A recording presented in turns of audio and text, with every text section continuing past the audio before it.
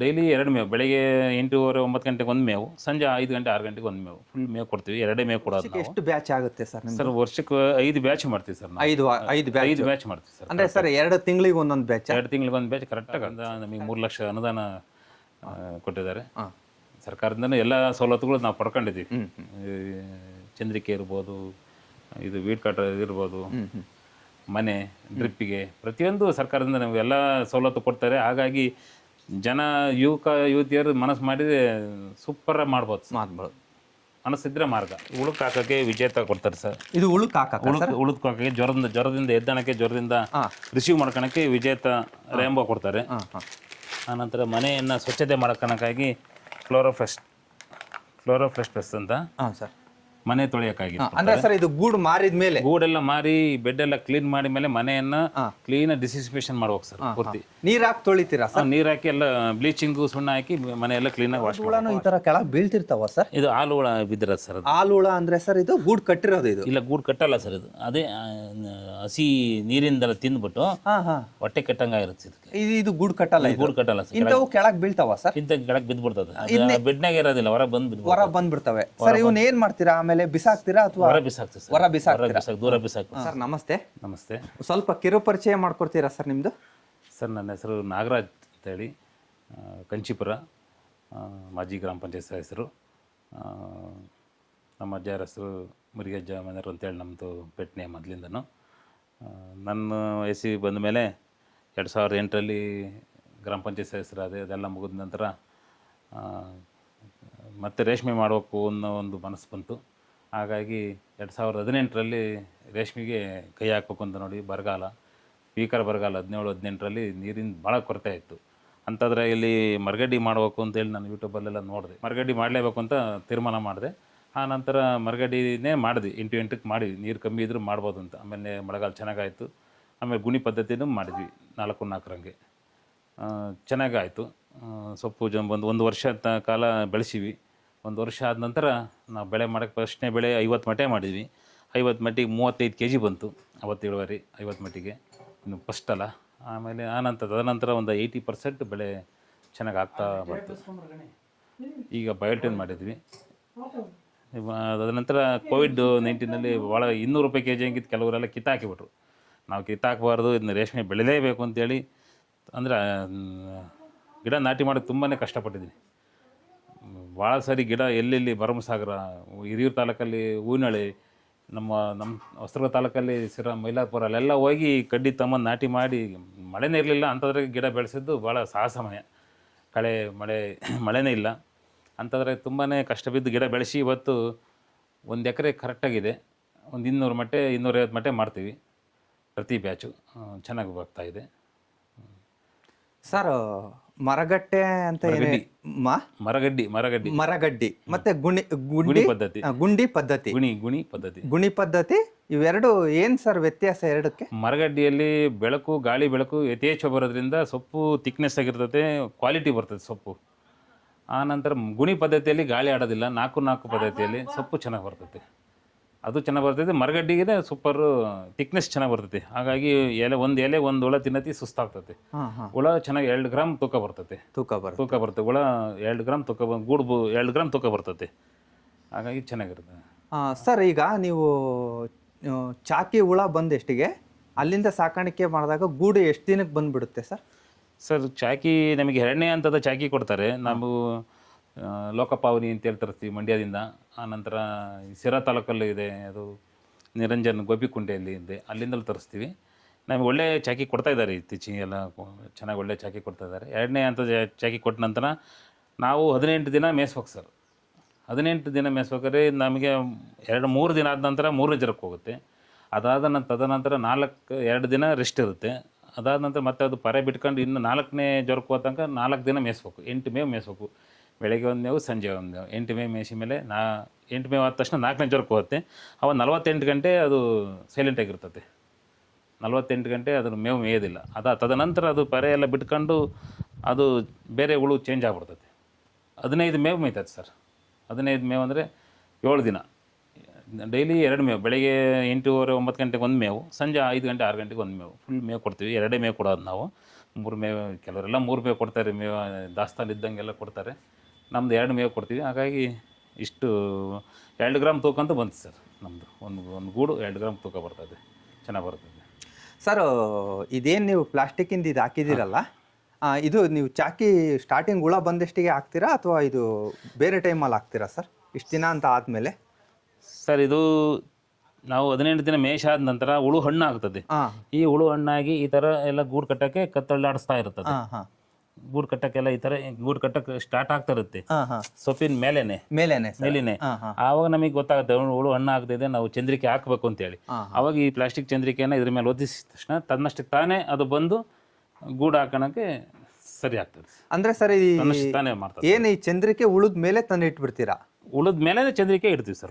ಹುಳು ಹಣ್ಣು ಆಗಿದ ತಕ್ಷಣ ನೋಡ್ತೀವಿ, ಹುಳು ಹಣ್ಣಾಗೈತೆ, ಚಂದ್ರಿಕೆ ಕಟ್ಟಕ ನಾವು ಚಂದ್ರಿಕೆ ಇಡ್ಲಿಲ್ಲ ಅಂದ್ರೆ ಈ ತರ ಬೆಡ್ಡಿಗೆಲ್ಲ ಕಟ್ಕೊಂಡ್ಬರ್ತದೆ. ಈ ತರ ಬೆಡ್ಡಿಗೆಲ್ಲ ಕಟ್ಕೊಂಡ್ಬಿಡುತ್ತೆ. ಈ ತರ ಬೆಡ್ಡಿಗೆ ಇಡ್ಲಿಲ್ಲ ಅಂದ್ರೆ ಇದಕ್ಕೆ ಕಟ್ಕೊಂಡ್ಬರ್ತದೆ. ಈ ತರ ಕಟ್ಕೊಂಡು ಮುಂದೆ ತೆಗಿಯಕ್ ಕಷ್ಟ ಆಗುತ್ತೆ, ಅದು ಫುಲ್ ಒಳಗೆಲ್ಲ ತೆಗೆದ್ ಕಷ್ಟ ಆಗುತ್ತೆ. ಹಾಗಾಗಿ ನಾವು ಚಂದ್ರಿಕೆ ಇಟ್ಟ ತಕ್ಷಣ ಇದು ಫುಲ್ಲು ಆಗ್ತದೆ ಸರ್. ಈಗ ಈ ಚಂದ್ರಿಕೆ ಇಟ್ಟಾದ್ಮೇಲೆ ಈ ಸೊಪ್ಪನ್ನ ಹಾಕ್ಬೇಕು ಅಂದ್ರೆ, ಇವತ್ತು ಸೊಪ್ಪು ಹಾಕ್ಬೇಕು ಅಂದ್ರೆ ಚಂದ್ರಿಕೆ ಮೇಲೆ ಹಾಕ್ತೀರಾ, ಚಂದ್ರಿಕೆ ಎತ್ತಿ ಸೊಪ್ಪು ಹಾಕ್ತೀರಾ ಸರ್? ಇಲ್ಲ ಸರ್, ಚಂದ್ರಿಕೆ ಏನು ಚಂದ್ರಿಕೆ ಆಗಿದ ನಂತರ ಸೊಪ್ಪಿನ ಇದೇ ಇಲ್ಲ, ಏನಿಲ್ಲ. ಅಲ್ಲಿಗೆ ಲಾಸ್ಟ್ ಕೊಡಂಗಿಲ್ಲ, ಅಲ್ಲಿಗೆ ಲಾಸ್ಟ್ 15 ಮೇವಿಗೆ ಲಾಸ್ಟ್ ಆಗುತ್ತೆ. 15 ಮೇವಿಗೆ ತುಂಬಾನೇ ಫುಲ್ ಸಫಿಷಿಯಂಟ್ ಮೇದ್ ಬಿಡುತ್ತೆ ಅದು ಹಸಿರು ತಿನ್ನೋದೇ ಇಲ್ಲ.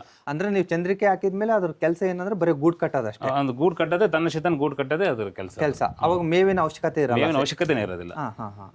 ಮೇವು ಹಾಕಂಗೆ ಇಲ್ಲ, ಪೂರ್ತಿ ಗೂಡು ಕಟ್ಕೊಂಡ್ಬಿಡ್ತು, ತನ್ನ ಶತ ಪೂರ್ತಿ ಎದ್ದು ಅಷ್ಟು ಕಟ್ಕೊಂಡ್ಬಿಟ್ಟಿದೆ. ಇವತ್ತೆಲ್ಲ ಕಟ್ಟುತ್ತಿದೆಲ್ಲ ಎದ್ದಿರೋದು. ಅಂದ್ರೆ ಇನ್ನ ಗೂಡು ಕಟ್ಟುತ್ತೆ, ಇನ್ನು ಕಟ್ತಾ ಇದೆ. ಈಗ ಎಷ್ಟು ಪರ್ಸೆಂಟ್ ಗೂಡು ಕಟ್ಟಿದೆ ಸರ್? ಈಗ ಒಂದು 70% ಕಟ್ಟೈತೆ, ಇನ್ನೂ ಒಂದು 30% ಹುಳ ಇದೆ. ಇವತ್ತು ಸಂಜೆವರೆಗೆ ಎಲ್ಲ ಕಟ್ಬಿಡುತ್ತೆ ಸರ್. ಇದನ್ನ ಗೂಡ್ನ ಯಾವತ್ತು ತೆಗಿತೀರಾ ಸರ್? ಹಾಗಾದ್ರೆ ಸರ್ ನಾವು ಚಂದ್ರಿಕೆ ಹಾಕಿ 7 ದಿನಕ್ಕೆ ಚಂದ್ರಿಕೆ ಗೂಡನ್ನ ಬಿಡಿಸ್ತೀವಿ ಸರ್. ಬಿಡಿಸಿ 8ನೇ ದಿನಕ್ಕೆ ಮಾರ್ಕೆಟ್ಗೆ ಹೋಗ್ತೀವಿ ಸರ್. 8ನೇ ದಿನಕ್ಕೆ ನಾವು ರಾಮನಗರ ಮಾರ್ಕೆಟ್ಗೆ ನಾವು ಎಲ್ಲ ಸ್ನೇಹಿತರು 4 ಜನ ಜೊತೆಯಾಗಿರ್ತೀವಿ, ಬ್ಯಾಚು 4 ಜನ ಒಂದು ಗಾಡಿ, ಲೈಲ್ಯಾಂಡ್ ಗಾಡಿ ಮಾಡ್ಕೊಂಡು ಎಲ್ಲ ಅಷ್ಟು ಕ್ಲೀನಾಗಿ, ಅದು ತುಳಿಯಂಗಿಲ್ಲಲ್ಲ, ಭಾಳ ಸೇಫ್ಟಿ ತಗೊಂಡು ಮಳೆಗೆ ನೆನೆಯಂಗಿಲ್ಲ, ಭಾಳ ನೀಟಾಗಿ ತಗೊಂಡು ರಾಮನಗರ ಮಾರ್ಕೆಟಿಗೆ ನಾವು ಬೆಳಕರಿಯದಿಗೆ ಹೋಗ್ತೀವಿ ಸರ್, ರಾಮನಗರಕ್ಕೆ. ಸರ್ ಈಗ ಟೋಟಲ್ ವರ್ಷಕ್ಕೆ ಎಷ್ಟು ಬ್ಯಾಚ್ ಆಗುತ್ತೆ ಸರ್? ಸರ್ ವರ್ಷಕ್ಕೆ 5 ಬ್ಯಾಚ್ ಮಾಡ್ತೀವಿ ಸರ್. 5 ಬ್ಯಾಚ್ ಮಾಡ್ತೀವಿ ಸರ್. ಅಂದ್ರೆ ಸರ್ 2 ತಿಂಗಳಿಗೆ ಒಂದೊಂದು ಬ್ಯಾಚ್? 2 ತಿಂಗಳಿಗೆ ಒಂದು ಬ್ಯಾಚ್ ಕರೆಕ್ಟಾಗಿ ಆಗುತ್ತೆ ಸರ್. ಕರೆಕ್ಟಾಗಿ ಆಗುತ್ತೆ. ಒಂದು 5 ಬ್ಯಾಚ್ ಮಾಡ್ತೀರಾ? 5 ಬ್ಯಾಚ್ ಅಂತ ಮಾಡ್ತೀವಿ ಸರ್. ಸರ್ ಈ ಹುಳು ಬರಕ್ಕಿಂತ ಮುಂಚೆನೆ, ಅಂದ್ರೆ ಏನ್ ಚಾಕಿ ಬರಕ್ಕಿಂತ ಮುಂಚೆನೆ ಏನೇನು ರೆಡಿ ಮಾಡ್ಕೊಂಡಿರ್ತೀರಾ ಸರ್? ಸರ್ ನಾವು ಚಾಕಿ ಬರೋಕ್ಕೆ ಮುಂದಾಗೆ ತೋಟವನ್ನು ಭಾಳ ನೀಟಾಗಿ ಗೊಬ್ಬರ ಹಾಕಿ, ಡ್ರೆಸ್ಸಿಂಗ್ ಮಾಡಿಸಿ, ಗೇಮೆ ಮಾಡಿಸಿ, ಗೊಬ್ಬರ ಎಲ್ಲ ದನಿ ಗೊಬ್ಬರ, ಕೊಟ್ಟಿಗೆ ಗೊಬ್ಬರ ಎಲ್ಲ ಹಾಕಿ, ಇಲಾಖೆಯಿಂದ ಒಂದು ಇದನ್ನು ಕೊಡ್ತಾರೆ ಸರ್, ಪೋಷನ್ ಅಂತ ಕೊಡ್ತಾರೆ. ಅದನ್ನೆಲ್ಲ ಪೋಷನ್ ಸ್ಪ್ರೇ ಮಾಡ್ಕೊಂಡು ಎಲೆ ಉತ್ಕೃಷ್ಟ ಬರೋಂಗೆ ನೀರು ಕೊಟ್ಕೊಂಡು ಚೆನ್ನಾಗಿ ಮೇಂಟೆನೆನ್ಸ್ ಮಾಡಿ 45 ದಿನಕ್ಕೆ ನಮಗೆ ಗೊತ್ತಾಗುತ್ತೆ ಸರ್. 12 ಎಲೆ ಬಂತು ಅಂತಂದರೆ ನಾವು ಉಳಕ್ಕೆ 15-20 ದಿನ ಮುಂದಾಗೆ ನಾವು ಅವರಿಗೆ ಮೊದಲೇ ಅಡ್ವಾನ್ಸ್ ಹೇಳ್ಬೇಕು. ಹುಳ 20 ದಿವಸ ಮುಂಚೆನೇ ಹೇಳ್ಬೇಕು. 20 ದಿನ ಮುಂದಾಗೆ ಅವ್ರಿಗೆ ಅಡ್ವಾನ್ಸ್ ಹೇಳ್ಬೇಕು, ನಾವು ಇಂಥ ದಿನ ನಿಮ್ಗೆ ಹುಳ ಬೇಕು ಅಂತೇಳಿ ಅವ್ರಿಗೆ ಹೇಳಿದ್ರೆ ನಮಗೆ ಚಾಕಿ ಮಾಡ್ಕೊಡ್ತಾರೆ. ನೀವು ಹೇಳಕ್ಕಿಂತ ಮುಂಚೆ ಎಲೆ ಹೆಂಗ್ ಬಂದಿದೆ ಅಂತ ನೋಡ್ಕೊಂಡು 15 ಎಲೆ ಆಯ್ತು ಅಂತ ತಕ್ಷಣ ನಾವು ಹುಳಕ್ಕೆ ಹೇಳ್ತೀವಿ. ಅಲ್ಲಿಗೆ ಒಟ್ಟು 45 ದಿನಕ್ಕೆ ಹುಳ ಬರಬೇಕು ನಮಗೆ. ನಮ್ಮ ಮನೆಗೆ ಹುಳ ಚಾಕಿಗಳು 45 ದಿನಕ್ಕೆ ಬರೋಂಗೆ 15 ಎಲೆ ಆದ ತಕ್ಷಣ ನಾವು ಅವರಿಗೆ ಆರ್ಡ್ರ್ ಹೇಳ್ತೀವಿ. ಇಷ್ಟು ಮಟ್ಟೆ ನಮಗೆ ಬೇಕು, ನಮ್ಮ ಊರಾಗೆ ಕಂಚಿಪುರಕ್ಕೆ ಇಷ್ಟು ಮಟ್ಟೆ ಆರ್ಡ್ರಿಗೆ ನಾವು ಹೇಳಿದ್ರೆ ಅವರು ಚಾಕಿ ಮಾಡಿ 2ನೇ ಹಂತದ ಮುಗಿದ ತಕ್ಷಣ, ಜ್ವರಕ್ಕೆ ಹೋದ ತಕ್ಷಣ ತಂದು ಕೊಡ್ತಾರೆ ಸರ್ ಹುಳ. ಆಮೇಲೆ ಸರ್ ನಿಮ್ಮ ತೋಟದ ಸುತ್ತಮುತ್ತ ದಾಳಿಂಬ್ರೆ ಯಾರನ್ನ ಬೆಳೆದಿದ್ದಾರ ಸರ್? ದಾಳಿಂಬೆ ಬೆಳೆದಿದ್ದಾರೆ ಸರ್. ಅದಕ್ಕೆ ಔಷಧಿ ಹೊಡೆಯೋದ್ರಿಂದ, ಆ ಔಷಧಿ ಬಂದು ನಿಮ್ಮ ಎಲೆ ಮೇಲೆ ಔಷಧಿ ಬೀಳೋದ್ರಿಂದ ಹುಳು ಏನ ಡ್ಯಾಮೇಜ್ ಆಗಿರೋದು ಯಾವತ್ತನ ಇದೆಯಾ? ಆ ಥರ ನಮ್ದೇನು ಆಗಿಲ್ಲ ಸರ್, ಬೇರೆಯದಾಗಿದೆ. ಬೇರೆಯದಾಗಿದೆ. ವೇಣುಗೋಪಾಲ್ ಅಂತ ಇದ್ದಾರೆ, ಅವ್ರದ್ದು ಒಂದು ದಾಳಿಂಬೆ ಪಕ್ಕಾನೇ ಇತ್ತು. ಸ್ಪ್ರೇ ಮಾಡಿದ್ಮೇಲೆ ಹುಳು ಡ್ಯಾಮೇಜ್ ಆಯ್ತು ಸರ್. ಸೊಪ್ಪು ಪಾಯ್ಸನ್ ಆದ ತಕ್ಷಣ ಹುಳ ಸತ್ತೋಗ್ಬಿಡುತ್ತೆ. ಆ ಥರ ಆಗುತ್ತೆ ಅಲ್ಲ? ಆಗುತ್ತೆ ಸರ್. ನಾವೇನು ಔಷಧಿ ಸುತ್ತ ಒಂದು ಎಕರೆ ಸುತ್ತ ಎಲ್ಲೂ ಹಾಕ್ಬಾರ್ದು ಸರ್. ಒಂದು ಎಕರೆ ಸುತ್ತ ಎಲ್ಲೂ ಔಷಧಿ ಸ್ಪ್ರೇ ಮಾಡಬಾರ್ದು ಸುತ್ತ. ಸರ್ ಈಗ ಈ ವಾತಾವರಣಕ್ಕೆ, ಅಂದರೆ ಈ ಥಂಡಿ ವಾತಾವರಣಕ್ಕೆ ಈ ಸತಿ ನಿಮ್ಮದು ಒಂದು 100%ಗೆ ಎಷ್ಟು ಗ್ರೇಡ್ ಬಂದಿರ್ಬೋದು ಸರ್? ಸರ್ ಈ ಬಾರಿ ನಮ್ಮದು ಸೋನೆ ಹಿಡ್ಕೊಂಡು ಸರ್, ಆದ್ರಿ ಮಳೆ, ಅವಾಗ ಸೊಪ್ಪು ನೆನೀತು. ಹಾಗಾಗಿ ಸ್ವಲ್ಪ ಹಾಲಾಗ್ಬಿಟ್ಟಿದೆ, ಸೊಪ್ಪು ಹಾಕೋಕ್ಕಾಗಲಿಲ್ಲ. ಒಂದು 25% ಹಾಲಾಗಿದೆ ಸರ್. ಒಂದು 75% ನಮಗೆ ಗೂಡಾಗುತ್ತೆ ಸರ್. ಈಗ 150 kg ಆಗಬೇಕಿತ್ತು, ಒಂದು 125 kg ಲೆವೆಲ್ಲಿಗೆ ಆಗುತ್ತೆ ಅಂತ ನಮ್ಮದು ಅನುಭವ ಸರ್. ಹಾಲಾಗ್ಬಿಟ್ಟಿದೆ ಅಂದರೆ ತೇವಾಂಶ ಆಗಿತ್ತು, ಎಲೆಯಲ್ಲಿ ತೇವಾಂಶ ಹೆಚ್ಚಾಗಿ ನೀರಿನಂಶ ಎಲೆಯಲ್ಲಿ ಇದ್ದರಿಂದ ಆ ಸೊಪ್ಪು ಹಾಕೋಕ್ಕಾಗಲಿಲ್ಲ. ಓವರ್ ಟೈಮ್ ಆಗ್ಬಿಡ್ತಲ್ಲ, ಮಧ್ಯಾಹ್ನ 12 ಗಂಟೆ ಆದ ತಕ್ಷಣ ಏನು ಕಾಯೋಕ್ಕಾಗಲ್ಲ ಅಂತೇಳಿ ಅದನ್ನೇ ಎಲ್ಲ ಅಳ್ಳಾಡಿಸಿ ಹಾಕಿವಿ.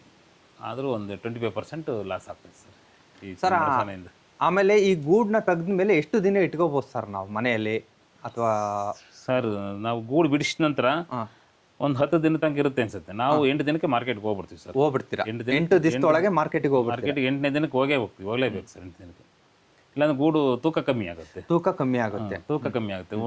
ಹುಳ ಯಾವ ಸಿಂಕ್ ಆಗ್ತಿರುತ್ತೆ ಗೂಡು ತೂಕ ಕಮ್ಮಿ ಆಗುತ್ತೆ. ಹಾಗಾಗಿ 8ನೇ ದಿನಕ್ಕೆ ನಾವು ಮಾರ್ಕೆಟ್ನಾಗ ಇರಲೇಬೇಕು. ಏನೇ ಇರಲಿ ನೀವು 5 ಜನ ಫ್ರೆಂಡ್ಸ್ ಎಲ್ಲ ಸೇರಿ ಒಂದು ಎಷ್ಟು ಕ್ವಿಂಟಲ್ ತಗೊಂಡು ಹೋಗ್ತೀರಾ ಸರ್? ಸರ್ ಎಲ್ಲ 100% ಬೆಳೆ ಆಗುತ್ತೆ ಸರ್. ಎಲ್ಲ 100% ಬೆಳೆ ಆಗುತ್ತೆ. ಹಾಂ, ಆಗಲೇ 80% ಅಂದು ಆಗಿ ಆಗುತ್ತೆ. ಅದೇ ಆಗುತ್ತೆ. 80% ಅಂದು ಈ ಸತಿ ಒಂದು 80% ಬಂದಿದೆಯಾ ಸರ್? ಬಂದಿಸಿ ಬೇರೆ ಆಯ್ತು, ನಂದೊಂದು ನಿರ್ವಟ ಆಯ್ತು. ಹಾಂ, ಬೇರೆಯವ್ರದ್ದು ಬೇರೆ ಆಗಿದೆ. ಆಯ್ತು, 100% ಬೆಳೆ ಆಯ್ತು. ನಿಮ್ದು ಒಂದು 100 ಮಟ್ಟೆನೇ 100 ಕೆಜಿನೇ ಆಗಿತ್ತು ಸರ್. 100ಕ್ಕೆ 100 ಮಟ್ಟನೂ ಆಗಿದೆ. 100 ಕೆಜಿನೇ ಆಗಿದೆ. ನಮ್ಮವ್ರಿಗೆ ಗುಡ್ಡದ ನೆಲಿಕೆ ಈಶ್ವರಪ್ಪ ಅಂತ ನಮ್ಮ ಜೊತೆಗಿದ್ದಾರೆ. ಹಾಂ ಹಾಂ, ಅವ್ರದ್ದು ಒಂದು ಒಳನೂ ಡ್ಯಾಮೇಜ್ ಆಗಿಲ್ಲ, ಅಷ್ಟು ಚೆನ್ನಾಗಿ ಆಗಿದೆ. ಆಗಿದೆ. ಗುಡ್ಡದ ನೆಲಿಕೆ ನಮ್ಮೂರಿಂದ 5 ಕಿಲೋಮೀಟರ್ 5 ಕಿಲೋಮೀಟ್ರ್. ಅವರು 100% ಬೆಳೆ ಆಗಿದೆ.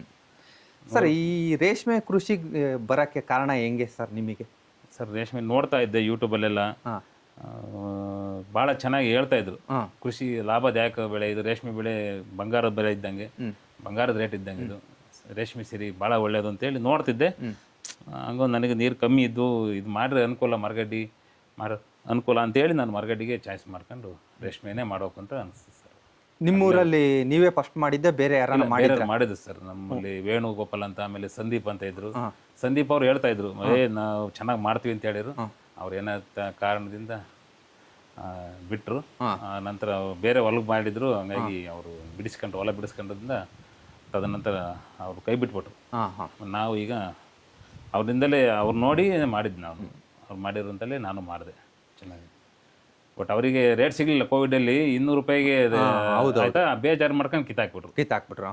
ನೀವು ಕಂಟಿನ್ಯೂ ಮಾಡ್ಕೊಂಡು ಅವರು ಕೋವಿಡ್-19 19-20ರಲ್ಲಿ 200 ರೂಪಾಯಿ ಕೆಜಿ ಮಾರ್ಬಂತೀವಿ ನಾವು. ಇವತ್ತು ಟಾಪ್ ರೇಟ್ 900 ರೂಪಾಯಿ ಐತೆ, ಆವ್ರೇಜ್ 800 ರೂಪಾಯಿ ಐತೆ. ಅವರೇಜ್ 800 ರೂಪಾಯಿ. ಬರೀ 200 ರೂಪಾಯಿ ಮಾರು ಬಂದ್ವಿ. ಅವತ್ತು ಬೇಜಾರು ಮಾಡಿ ನಾವು ಕಿತ್ತಾಕಿದ್ರೆ ಇವತ್ತು ನಾವು ಸಫರ್ ಪಡ್ಬೇಕಿತ್ತು. ಸರ್ ಎಷ್ಟನೇ ವರ್ಷ ಜರ್ನಿ ಸರ್ ನಿಮ್ಮದು ಇದರಲ್ಲಿ? ಇದು ಈಗ 7ನೇ ವರ್ಷ ಸರ್. 7ನೇ ವರ್ಷದಲ್ಲಿ ಯಾವ್ದಾನ ಒನ್ ಟೈಮ್ ಎಡವಿದ್ದೀರಾ ಸರ್? ಅಲ್ಲ, ಒಂದೊಂದು ಬೆಳೆ ಈ ಥರ ಆಗ್ತದೆ. 25% ಆಗುತ್ತೆ ಅಷ್ಟೇ. ಇನ್ನು 70% ಬಂದೇ ಬರುತ್ತೆ. 70% ಅಂತೂ ಬಂದೇ ಬರುತ್ತೆ. 75% 100 ಬಂದೇ ಬರುತ್ತೆ. ಲಾಸ್ ಆಗೋದೇ ಇಲ್ಲ. ಅದಕ್ಕಿಂತ ಕೆಳಗೆ ಯಾವತ್ತೂ ಇಲ್ಲ. ಎಂದೂ ಆಗಿಲ್ಲ ಸರ್. ಎಂದೂ ಆಗಿಲ್ಲ. ಎಂದೂ ಲಾಸ್ ಆಗಿಲ್ಲ. 25% ಆಗುತ್ತೆ, ಹೋಗುತ್ತೆ. ಬೆಳೆ ಅನಿವಾರ್ಯ, ಅದು ಮಳೆ ವಾತಾವರಣಕ್ಕೂ, ಬೇಸಿಗೆಗೆ, ಶೆಕೆಗೂ ಆ ಥರ ಆಗೇ ಆಗುತ್ತೆ. 75% ಅಂತೂ ರೈತನಿಗೆ ಇದು ಲಾಭದಾಯಕನೇ ಬೆಳೆ ರೇಷ್ಮೆ ಮಾತ್ರ. ಅದ್ರಾಗ ಇನ್ನೊಂದು ಮಾತಿಲ್ಲ ಸರ್. ರೇಷ್ಮೆ ಸ್ಟಾರ್ಟಿಂಗ್ ಮಾಡಿದಾಗ ಏನು ಸಿಗತ್ತೆ ಸರ್ ರಾಮನಗರದಾಗ ಕೆಜಿಗೆ? ಸರ್ ನಾವು ಫಸ್ಟ್ ಶಿಡ್ಲಘಟ್ಟಾಗ ಹೋದ್ವಿ, ಹಳದಿ ಗೂಡು ಮಾಡಿದ್ವಿ. ಬರೀ 220 ರೂಪಾಯಿ ಕೊಟ್ಟು ಬಂದ್ವಿ. 220 ರೂಪಾಯಿ? ಬರೀ 220 ರೂಪಾಯಿ. ಬರೀ ಏನು ಚಾಕಿ ಉಳಿದ ದುಡ್ಡು ಆಗಿರ್ಲಿಲ್ಲ. ಬೇಜಾರಾಗ್ಲಿಲ್ಲ ಸರ್? ಅಲ್ಲಿ ಎಲ್ಲ ತೆಗ್ದು ಬಿಡೋಣ, ಕಿತ್ಬಿಡೋಣ? ಬೇರೆ ಜನ ಕಿತ್ರು, ಕೀಳೋಕಂತ ಅನಿಸ್ತಿಲ್ಲ. ಕಷ್ಟ ಬಿದ್ದು ಬೆಳೆಸಿದ್ದೆ ಗಿಡ. ಹೌದೌದು. ಬರಂ ಸಾರ್ಕ್ ಹೋಗಿ ಗಿಡ ತಗೊಂಬಂದೆ, ಹೂವಿನ ಎಳ್ಳಿಗೆ ಹೋಗಿ ಗಿಡ ತಗೊಂಬಂದೆ. ನೀರಿರ್ಲಿಲ್ಲ, ಆಗ್ತಂಗೆಲ್ಲ ಒಣಗೋಗವು. ಶ್ರಮ ಬಿದ್ದು ಗಿಡ ಬೆಳೆಸ್ತಿದ್ದೆ. ಅಂದ್ರೆ ಬೆಳಿಲೇಬೇಕು. ನಮ್ಮ ತಾಯಿಯವ್ರು ಬೈಯರು, ಇದು ಯಾಕೆ ತಲೆ ಕೆಡಿಸ್ಕೊಂಡ ನೀ ತಾಯಿವನು ಅಂತ ಹೇಳಿ. ನಾನಿಲ್ಲ, ಇದ್ರಾಗ ಮುಂದೆ ಅನುಕೂಲ ಆಗುತ್ತೆ ಅನ್ನೋ ಒಂದೇ ಒಂದು ಕಾರಣಕ್ಕೆ ನಾನು ಗಿಡ ಬೆಳೆಸ್ತೆ. ಇವತ್ತು ಪ್ರತಿ ಬ್ಯಾಚ್ ನಮಗೆ ಸೊಪ್ಪು ಚೆನ್ನಾಗಿ ಬರ್ತೈತೆ, ಬೆಳೆ ಮಾಡ್ತಾ ಇದ್ದೀವಿ. ಒಂದು ಅವರೇಜ್ ಒಂದು 100% ಬಂತು ಅಂದ್ರೆ ಒಂದು 800 ರೂಪಾಯಿ ಹಂಗಾದ್ರೂ ಎಷ್ಟು ತಗೊಂತೀರಾ ಸರ್ ದುಡ್ಡು? ಸರ್ 800 ರೂಪಾಯಿನಾದ್ರೂ ಒಂದು ಕ್ವಿಂಟಲ್ ಆದ್ರೂ 80,000 ರೂಪಾಯಿ ಸರ್. 80,000. ಒಂದು ಕ್ವಿಂಟಲ್ ಬೆಳೆ ಅಂದ್ರೆ ಒಂದು 80,000 ಆಗಿ. ನಿಮ್ದು ಒಂದು ಅವರೇಜ್ 1,30,000 ತನಕ ಬೆಳೆದಿವಿ ಸರ್. ಒಂದು ಬೆಳೆ 1,30,000 ರೂಪಾಯಿ ತನಕ 1,30,000 ತನಕ ಬೆಳೆ ಬೆಳೆದಿವಿ ಸರ್. ಹಬ್ಬಬ್ಬ ಅಂದ್ರೆ ಒಂದು ರೇಟ್ ಡೌನ್ ಆಯ್ತು ಅಂದ್ರೆ ಎಷ್ಟಾಗ್ಬೋದು ಸರ್? ಸರ್ 500 ಲಾಸ್ಟ್ 500 ರೂಪಾಯಿ. ಕೋವಿಡ್ನಾಗೆಲ್ಲ 200 ರೂಪಾಯಿ ಇತ್ತು, ಈಗೆಲ್ಲ ಒಂದು 500 ರೂಪಾಯಿ. ತೀರಾ ಬೆಳೆ ಜಾಸ್ತಿ ಆಗಿ 500 ರೂಪಾಯಿ ಕನ್ನ ಮಾರ್ತಾರೆ. ಏನು 500 ರೂಪಾಯಿ ಕೊಟ್ಟರು ಲಾಸ್ ಇಲ್ಲ? ಲಾಸ್ 500 ರೂಪಾಯಿ ಬಂದ್ರು ಲಾಸ್ ಏನಿಲ್ಲ ಸರ್. ಲಾಸ್ ಏನಿಲ್ಲ. ಸರ್ ಗೊಬ್ಬರ, ಕೂಲಿ ಎಲ್ಲ ಸೇರ್ಕೊಂಡು ಸರ್. ಸರ್ ಅವರೇಜು ಚಾಕಿ ಮಾಡಿದಳಿಂದ ತಗೊಂಡೋಗಿ ಮಾರಾಮಟ ಖರ್ಚು ಎಷ್ಟು ಬರ್ಬೋದು ಸರ್? ಸರ್ ಇದು ಹುಳ 5 ರೂಪಾಯಿ ಒಂದು ಮಟ್ಟ ಇದೆ ಸರ್. ಉಳಿದು ಪ್ಲಸ್ ಲೇಬರ್ ಇದೆ. ನಾನು 4ನೇ ಜ್ವರ ತನಕ ನಾನು ಒಬ್ಬನೇ ಮಾಡ್ತೀನಿ. ತದನಂತರ ಇಬ್ಬರನ್ನ ಕರ್ಕೊಂತೀನಿ. ಎಲ್ಲ ಗಿಡ ಡ್ರೆಸ್ ಮಾಡೋಕ್ಕೆ, ಸೊಪ್ಪು ತಂದು ಹಾಕೋಕ್ಕೆ, ಸೊಪ್ಪು ಹೊತ್ಕೊಂಬಂದು ಹಾಕೋಕ್ಕೆ, ಮನೆ ಒಳಕ್ಕೆ ಸೊಪ್ಪು ಹಾಕೋಕ್ಕೆ ಎಲ್ಲದು ಒಂದು ಇಬ್ಬರನ್ನ ಕರ್ಕೊಂಡು 8 ದಿನ ಕರ್ಕೊಂತೀನಿ. 8 ಅಂದರೆ 8 7 16 16 ಇಲ್ಲೇ 8 ಒಂದು 25,000 ಖರ್ಚು ಬರುತ್ತೆ ಸರ್. 25,000 ಖರ್ಚು ಬರುತ್ತೆ. ಗೊಬ್ಬರ, ಬೇಸಾಯ, ಕೂಲಿ ಎಲ್ಲ ಸೇರ್ಕೊಂಡು, ಹುಳದ್ದು ಎಲ್ಲ ಸೇರ್ಕೊಂಡು ಒಂದು 25,000 ಖರ್ಚು ಬರುತ್ತೆ ಸರ್. ಒಂದು 75,000 ರೂಪಾಯಿ ಲಾಭ ಬರುತ್ತೆ. 75,000 ರೂಪಾಯಿ ಲಾಭ ಬರ್ತದೆ ಸರ್. ಸ್ಟಾರ್ಟಿಂಗ್ ಒಂದು ಯುವತಿಯರು ಮಾಡೋರಿಗೆ ಏನು ಹೇಳಕ್ಕೆ ಇಷ್ಟಪಡ್ತೀರಾ? ಸರ್ ಯುವಕರಿಗೆ ಈ ರೇಷ್ಮೆ ಕೃಷಿ ನಂಬಿದರೆ ಯಾರೂ ಕೆಟ್ಟಿಲ್ಲ, ಯಾರೂ ಕೆಟ್ಟಿಲ್ಲ. ಕೆಡೋದು ಇಲ್ಲ ಸರ್. ಇದು ಕೆಡಕ್ಕೆ ಇದು ಬೇರೆ ಥರ ಬೆಳೆ ಅಲ್ಲ ಇದು. ನಾವು ಎಷ್ಟು ಶ್ರಮ ಮಾಡ್ತೀವೋ ಅಷ್ಟು ಲಾಭ ಕೊಡ್ತೀವಿ. ಲಾಭ ಕೊಡುತ್ತೆ. ನಾವು ನಮ್ಮ ಶ್ರಮಕ್ಕೆ ತಕ್ಕನಂಥ ಪ್ರತಿಫಲ ಇದು ರೇಷ್ಮೆಯಲ್ಲಿ ಬಂದೇ ಬರುತ್ತೆ ಸರ್. ಅದು ನಾವು ನೋಡ್ಕೊಳ್ಳಿಲ್ಲ ಅಂತಂದ್ರೆ ಬರೋದಿಲ್ಲ. ನಾನು ಚೆನ್ನಾಗಿ ಅದನ್ನೇ ಮಾಡ್ತೀನಿ ಅಂತ ನೋಡ್ಕೊಂಡ್ರೆ 100% ಬೆಳೆ. ನನ್ನ ಸ್ನೇಹಿತ ಒಬ್ಬ ಇದ್ದಾನೆ ಆನಂದ್ ಅಂತ, ಬರೀ 31 ಗುಂಟಿಗೆ ಪ್ರತಿ ಬ್ಯಾಚ್ 1 ಲಕ್ಷದಿಂದ ತೆಗಿತಾನೆ. 2 ಬ್ಯಾಚ್ ಮಾಡ್ಕೊಂಡಾನೆ 2 ಲಕ್ಷ ತೆಗಿತಾನೆ, ಬರೀ 30 ಗುಂಟೆ ಸರ್. 30 ಗುಂಟೆ. ನಮ್ಮ ಸ್ನೇಹಿತ ಅದೇ ಬದುಕು ಮಾಡ್ತಾನೆ ಅವನು ಏನು ಇಬ್ಬರೇ ಮಾಡ್ತಾರೆ. ಇಬ್ಬರೇ ಮಾಡ್ತಾರೆ, ಭಾಳ ಚೆನ್ನಾಗಿ ಮಾಡ್ತಾರೆ. ಭಾಳ ಚೆನ್ನಾಗಿ ಮಾಡ್ತಾರೆ. ಬಟ್ ನಮ್ಮದು ಜಾಸ್ತಿ ಜಮೀನು ವಹಿವಾಟು ಜಾಸ್ತಿ, ಹಾಗಾಗಿ ಎಲ್ಲದನ್ನೂ ಮೇಂಟೈನ್ ಮಾಡೋಕ್ಕಾಗಲ್ಲ, ಆದ್ರಾಗೂ ಮಾಡ್ತೀವಿ ಸರ್. ಆಮೇಲೆ ಸರ್ ನೀವು ಫಾರಮ್ ಒಳಗೆ ಯಾರನ್ನೂ ಬಿಟ್ಕೊಳಲ್ಲ. ಆಮೇಲೆ ಒಂದು ಟೈಮ್ನಾಗೆ ಫಾರಮ್ನ ಪೂರ್ತಿ ಕ್ಲೋಸ್ ಮಾಡಿರ್ತಾರೆ, ಅದು ಏನಕ್ಕೆ ಸರ್? ಸರ್ ಇದಕ್ಕೆ ಊಜಿ ನೋಣ ಅಂತ ಭಾಳ, ನಮಗೆ ಶತ್ರುನೇ ಊಜಿನೇ ಶತ್ರು. ಅದಕ್ಕೆ ಎಲ್ಲ ಮೆಸ್ ಕಿಟಿಗಳಿಗೆಲ್ಲ ಮೆಸ್ ಮಾಡಿದ್ವಿ. ಯಾವಾಗಲೂ ಕದ ಹಾಕಿರ್ತೀವಿ. ಈಗೇನು ಸಮಸ್ಯೆ ಇಲ್ಲ, ಕದ ಈಗ ಗೂಡ ಇರೋದ್ರಿಂದ ಊಜಿ ಬಂದಿರೋದಿಲ್ಲ. ಊಜಿ ಬಂತು ಅಂದರೆ, ಒಂದು ಊಜಿ ಒಳಗೆ ಬಂತು ಅಂದರೆ 106 ಹುಳವನ್ನು ಚುಚ್ಚಿ ಸಾಯಿಸ್ಬಿಡುತ್ತೆ. ಸರ್ ಊಜಿ ಹುಳ ಅಂದ್ರೆ ಸೇಮ್ ಸೊಳ್ಳೆ ಇದ್ದಂಗೆ ಇರುತ್ತೆ? ಅಲ್ಲ ಸರ್, ನೊಣ ಬರುತ್ತೆ. ಈಗೋ ನೊಣ ಬರುತ್ತೆ ಸರ್, ಆ ಥರ ದಪ್ಪದ ನೊಣ ಬರುತ್ತೆ. ಅದು ಬಂತು ಅಂದರೆ ಕೈಗೆ ಸಿಗೋದಿಲ್ಲ, ಚುಚ್ಕೊಂಡು ಹೋಗ್ತಾ ಇರುತ್ತೆ. ಅದೇ ಬೆಳೆ ಲಾಸ್ ಮಾಡೋದು. ಅದೇ ನಮಗೆ ಶತ್ರು. ರೇಷ್ಮೆ ಕೃಷಿಗೆ ಅದೇ ಊಜಿ ನೊಣನೇ ಶತ್ರು. ಅದಿಲ್ಲ ಅಂದರೆ ಏನು ಸಮಸ್ಯೆ ಇಲ್ಲ. ಇವಾಗ ನಮಗೆ ಊಜಿ ಏನು ಸಮಸ್ಯೆ ಇಲ್ಲ ಸರ್. ಅದೇ ಸೊಪ್ಪು ನೆಂದದ್ರಿಂದ ಒಂದು ಸ್ವಲ್ಪ 25% ಬೆಳೆ ಕ್ರಾಪ್ ಲಾಸ್ ಆದಂಗೆ ಕಾಣ್ತಾ ಇದೆ. ಆಮೇಲೆ ಸರ್ ಶೆಡ್ ಎಷ್ಟಡಿ ಉದ್ದ ಎಷ್ಟಡಿ ಅಗಲ ಇದೆ ಸರ್? ಇದು ನಮ್ಮದು ಮನೆ 55 ಅಡಿ ಉದ್ದ, 22 ಅಡಿ ಅಗಲ ಇದೆ ಸರ್. ಸರ್ಕಾರದಿಂದ ನಮಗೆ 3 ಲಕ್ಷ ಅನುದಾನ ಕೊಟ್ಟಿದ್ದಾರೆ. ಸರ್ಕಾರದಿಂದನೂ ಎಲ್ಲ ಸವಲತ್ತುಗಳು ನಾವು ಪಡ್ಕೊಂಡಿದ್ದೀವಿ. ಚಂದ್ರಿಕೆ ಇರ್ಬೋದು, ಇದು ವೀಡ್ ಕಟ್ಟರ್ ಇರ್ಬೋದು, ಮನೆ ಡ್ರಿಪ್ಪಿಗೆ ಪ್ರತಿಯೊಂದು ಸರ್ಕಾರದಿಂದ ನಮಗೆ ಎಲ್ಲ ಸವಲತ್ತು ಕೊಡ್ತಾರೆ. ಹಾಗಾಗಿ ಯುವತಿಯರು ಮನಸ್ಸು ಮಾಡಿದರೆ ಸೂಪರ್ ಮಾಡ್ಬೋದು. ಮನಸ್ಸಿದ್ರೆ ಮಾರ್ಗ ಮಾಡಿ ಸರ್ಕಾರದಿಂದ ಸವಲತ್ತುಗಳು ತಗೊಂಡು ಎಲ್ಲ ಸವಲತ್ತು ತಗೊಂಡು ಪಡ್ಕೊಂಡು ಮಾಡಿದರೆ ಅನುಕೂಲ ಇದೆ ಸರ್. ಆಮೇಲೆ ಸರ್ ಗೌರ್ಮೆಂಟಿಂದ ನಿಮಗೆ ತಿಂಗಳ ಈ ಸುಣ್ಣದ ಪೌಡ್ರು ಆ ಥರ ಎಲ್ಲ ಕೊಡ್ತಾರೆ ಸರ್. ನಮಗೆ ಸರ್ಕಾರದಿಂದ ಮನೆ ಕ್ಲೀನಿಂಗ್ ಮಾಡೋಕ್ಕೆ ಅಂತೇಳಿ ಡೆಕಾಲು, ಅಸ್ತ್ರ ಎಲ್ಲ ಮನೆ ತೊಳೆಯೋಕೆ ಎಲ್ಲ ಔಷಧಿ ಎಲ್ಲ ಕೊಡ್ತಾರೆ ಸರ್. ಆಮೇಲೆ ಸುಣ್ಣನೂ ಕೊಡ್ತಾರೆ, ಪ್ರತಿಯೊಂದು ಎಕ್ವಿಪ್ಮೆಂಟ್ಸ್ ಎಲ್ಲ ಕೊಡ್ತಾರೆ ಸರ್. ನಮಗೆ ಒಂದು ಸ್ವಲ್ಪ ತೋರಿಸ್ತೀರಾ ಸರ್? ಯಾವನ ಇದ್ರೆ ಉಳುಕ್ ಹಾಕೋಕ್ಕೆ ವಿಜೇತ ಕೊಡ್ತಾರೆ ಸರ್. ಇದು ಉಳುಕ್ ಹಾಕೋಕ್ಕೆ ಜ್ವರದಿಂದ ಎದ್ದಣಕ್ಕೆ, ಜ್ವರದಿಂದ ರಿಸೀವ್ ಮಾಡ್ಕೊಳಕ್ಕೆ ವಿಜೇತ ರೇಂಬೋ ಕೊಡ್ತಾರೆ. ಆನಂತರ ಮನೆಯನ್ನು ಸ್ವಚ್ಛತೆ ಮಾಡ್ಕೊಳಕ್ಕಾಗಿ ಕ್ಲೋರೋಫ್ರೆಶ್ ಪ್ಲಸ್ ಅಂತ ಸರ್ ಮನೆ ತೊಳೆಯೋಕ್ಕಾಗಿ. ಅಂದ್ರೆ ಸರ್ ಇದು ಗೂಡೆಲ್ಲ ಮಾರಿ ಬೆಡ್ ಎಲ್ಲ ಕ್ಲೀನ್ ಮಾಡಿ ಮೇಲೆ ಮನೆಯನ್ನ ಕ್ಲೀನ್ ಡಿಸಿನ್ಫೆಕ್ಷನ್ ಮಾಡ್ಬೇಕು ಸರ್. ಪೂರ್ತಿ ನೀರ್ ಹಾಕಿ ತೊಳಿತೀರಾ ಸರ್? ನೀರ್ ಹಾಕಿ ಎಲ್ಲ ಬ್ಲೀಚಿಂಗು ಸುಣ್ಣ ಹಾಕಿ ಮನೆಯೆಲ್ಲ ಕ್ಲೀನಾಗಿ ವಾಶ್ ಮಾಡ್ಬೇಕು ಸರ್. ಒಂದು 3 ರಿಂದ 4 ಬಾರಿ ಮಾಡ್ಬೇಕು ಸರ್. ಇದು ಡೆಕಾಲ್ ಅಂತ ಸರ್. ಡೆಕಾಲ್ ಅಂದ್ರೆ ಏನಕ್ಕೆ? ಇದು ಮನೆ ತೊಳೆಯಕ್ಕೆ, ಡಿಸಿನ್ಫೆಕ್ಷನ್ ಮಾಡಕ್ಕೆ ಸರ್.